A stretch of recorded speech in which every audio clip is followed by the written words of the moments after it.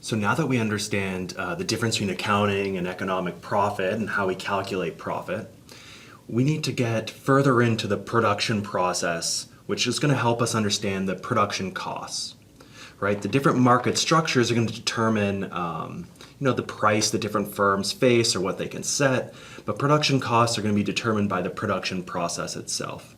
And so that's what we're going to talk about now.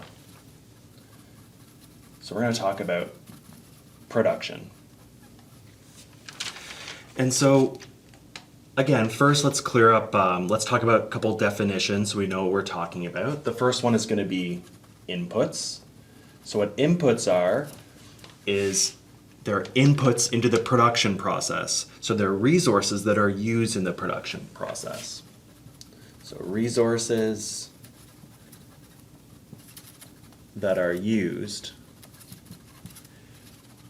in the production process. Sometimes you see these called factors of production.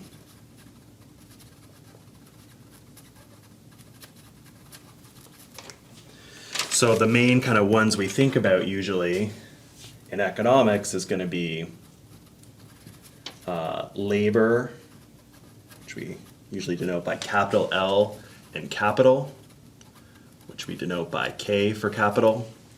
Sometimes you also have materials as well, which we denote by M. But labor and capital, these first two are kind of the classic inputs that we think about in terms of production and economics. So that's the first definition that we're going to introduce here. The next is, we put something in, and what we get is put these resources into this production process, and what we get out is the output, right? So this is the product the firm creates. And so essentially what's happening here is that, and again, I'm going to get a couple different colors. I think the pink is dying a bit here, so we'll switch to the other ones. Is that we have these inputs. We're going to put them into this production process.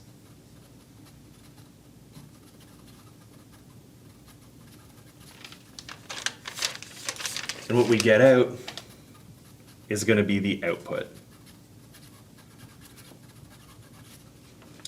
And so what we kind of call this production process is the production function.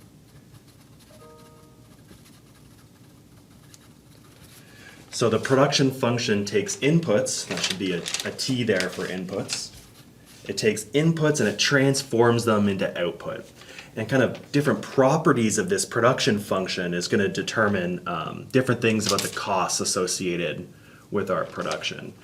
So think of this production function, the output, being a function of the inputs. You could have M there too, but usually we just have K and L. So this is output here, whereas these are our inputs. So we put our inputs into this production process, this function F at K and L is this production process here, and out when we get output as a result. So the next thing we're going to talk about in the production process is the marginal product. Marginal product. And so what the marginal product is it's the change in production from a change in one of the inputs. So let's give a definition here. Marginal product is going to be the change in output, I guess divided by the change in input. So think of that as like the change in the quantity produced over the change in inputs is going to be the marginal product of something. Now we've kind of talked about two particular inputs that we see a lot, which is capital and labor. And so in particular, you might think that the marginal product of labor is the change in quantity from a change in the amount of labor that we're putting into the production process. And the marginal product of capital is the change in quantity from a change in capital in our production process. So this is kind of the general and the marginal product, and this is the marginal product of labor and the marginal product of capital. An assumption that we're going to make about this marginal product for marginal product of capital and labor is that while marginal product may increase for some level of input, or some level of production, let's say, eventually we get diminishing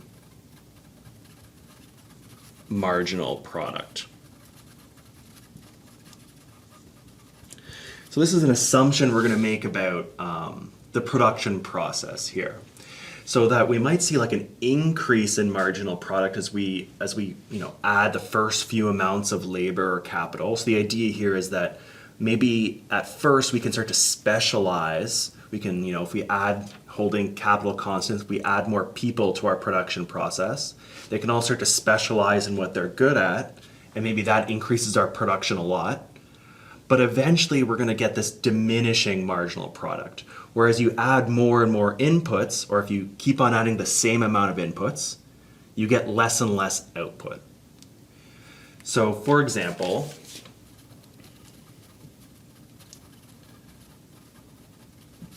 holding a capital constant,